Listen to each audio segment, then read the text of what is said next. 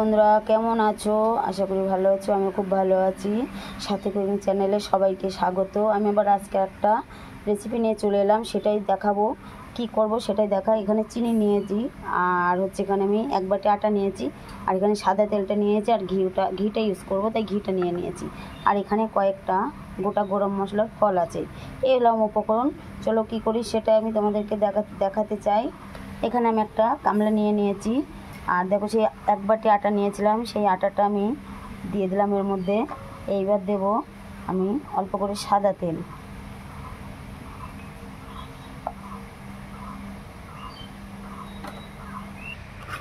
এবার আমি দিয়ে দেবো কয়েকটা কালো জিরে। এবার আমি অল্প একটু ঘিটা দিয়ে দেব। এবার এটা আমি ভালো করে ময়ান দেব। এবার একটু লবণটা দিয়ে দিলাম। এবার ভালো করে এটাকে এর সাথে মিক্সড করে নেব ভালো করে। সময় না এই হাতের মধ্যে দলাটা হয়, তত সময় আমার এটা কিন্তু ভালো করে ময়ান দিতে হবে। বন্ধুরা দেখো, এটা কিন্তু ভালো করে ময়ানটা দিয়ে নিয়েছি। দেখো কেমন করে শক্ত হয়ে গেছে, আর একদম ভালো মুঠের মধ্যে চলে আসছে। এবার আমি এটা অল্প অল্প করে জল দেব আর মাখতে থাকবো। অল্প অল্প করে জল দেব, আর এটা কিন্তু একবারে জল দিলে নরম হয়ে যেতে পারে, তাই আমি অল্প অল্প করে জল দেবো আর মাখতে থাকবো। আমার কিন্তু ডোটা তৈরি করা হয়ে গেছে। দেখো বন্ধুরা, খুব নরমও না খুব শক্তও না। এবার আমি অল্প করে সাদা তেল দিয়ে এর গাটায় ভালো করে লাগিয়ে নেব। লাগিয়ে নিয়ে ঢেকে দেবো ভালো করে, পুরোটা ভালো করে মাখিয়ে নেব। এবার এটা আমি 30 মিনিটের জন্য ভালো করে ঢাকা দিয়ে রাখবো। এটা ভালো করে ঢাকা দিয়ে রাখলাম আমি। এবার গ্যাসের চুলার পরে একটা কড়াই বসিয়ে দিয়েছি। তার মধ্যে আমি কিন্তু চিনির শিরাটা করব, তার জন্য কিন্তু আমি দিয়ে দিলাম চিনি। চিনিটা আমি ভালো করে নাড়তে থাকবো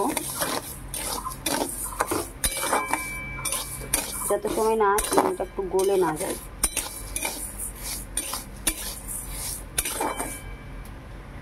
এবার দেখো চিনিটা গলে গেছে। এবার আমি অল্প করে জল দেবো, বেশি জল দেবো না কিন্তু। এবার আমি এই পরিমাণ জলটা দেব, আর এর মধ্যে দেব কয়েকটা এলাচের ফল। চিনির শিরাটা মধ্যে এলাচের ফলটা দিলে কি হবে, খুব সুন্দর একটা সেন্ট বার হবে। তার জন্য কিন্তু এটা দেওয়া। আমার চিনির শিরাটা কিন্তু এখানে হতে থাকবে, লো ফ্লেমে দিয়ে নিয়ে আমি কিন্তু চিনির শিরাটা করছি। আস্তে আস্তে হতে থাকুক এটা। আমার কিন্তু ডোটা দেখো আগে যে তুলনায় রেখেছিলাম তার থেকে দেখো কতটা নরম হয়ে গেছে। এবার এটা আমি ভালো করে তুলে নেব। এবার দেখো আমার কিন্তু এটা পুরো একটা বড় একটা ডো করে নিয়েছি।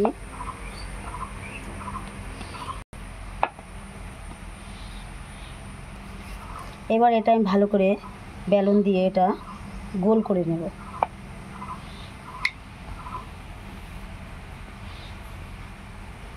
পুরোটা রুটির মতন করে নেব এটা।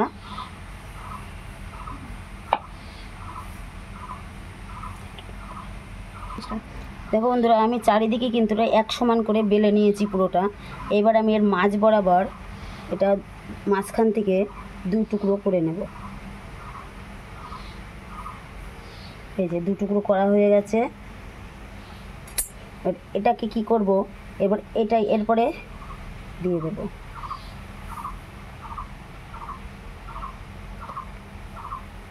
ঠিক আছে বন্ধুরা, দুটো সমান হয়ে গেছে। এবার যাতে খুলে না যায় সেই জন্য এটা কিন্তু ভালো করে দুটো মুখ ভালো করে এরকম করে আটকে দিতে হবে, যাতে খুলে না যায় ভাজার সময়। দেখো ঠিক এইভাবে সব করে আমি একভাবে মুখটা ভালো করে আটকে নিলাম।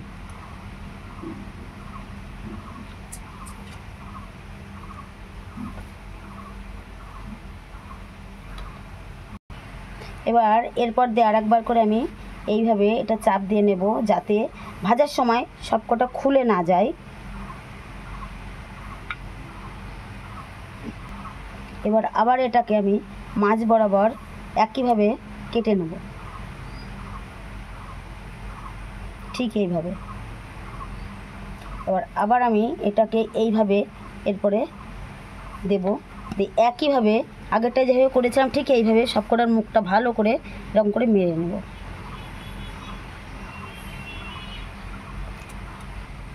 এবার আমি কিন্তু ওটা এরকম করে নিয়েছি। এবার আমি আবার ভালো করে এরপর দিয়ে আর একবার চাপ দিয়ে নেব।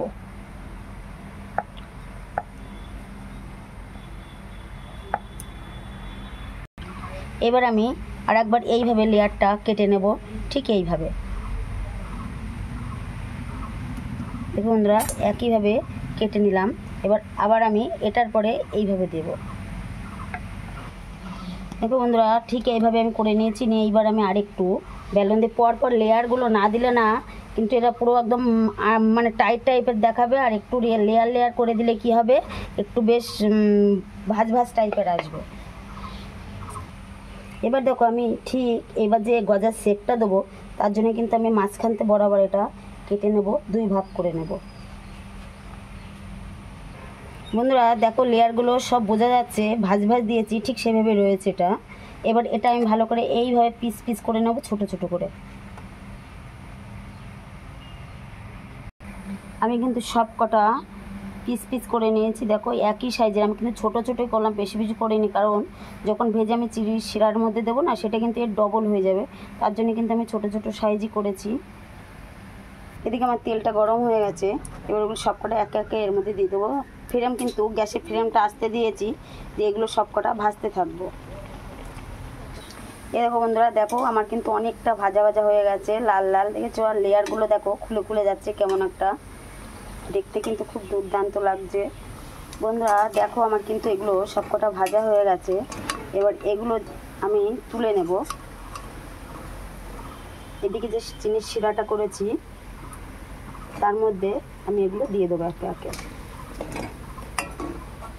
এটা কিন্তু আমি চিনির শিরার মধ্যে বেশি সময় রাখবো না, রাখলে কিন্তু একদম নরম টাইপের হয়ে যাবে। আমি 2 মিনিট রাখবো এর মধ্যে।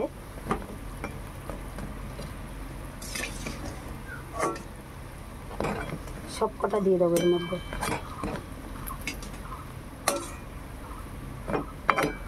দু মিনিট এইভাবে আমি রসের মধ্যে রাখবো। আমার কিন্তু দেখো বন্ধুরা এগুলো কিন্তু হয়ে গেছে। এবার একে একে আমি সব কটা লাভিয়ে নেব এইভাবে। আমার কিন্তু হয়ে গেছে, দেখো বন্ধুরা রসালো টাইপের হয়েছে। আর দেখো দেখতে কত সুন্দর হয়েছে। আবার পরবর্তী ভিডিও নিয়ে আসবো পরবর্তী দিনে, তার জন্য চ্যানেলটিকে লাইক কমেন্ট শেয়ার করে পাশে থাকতে হবে।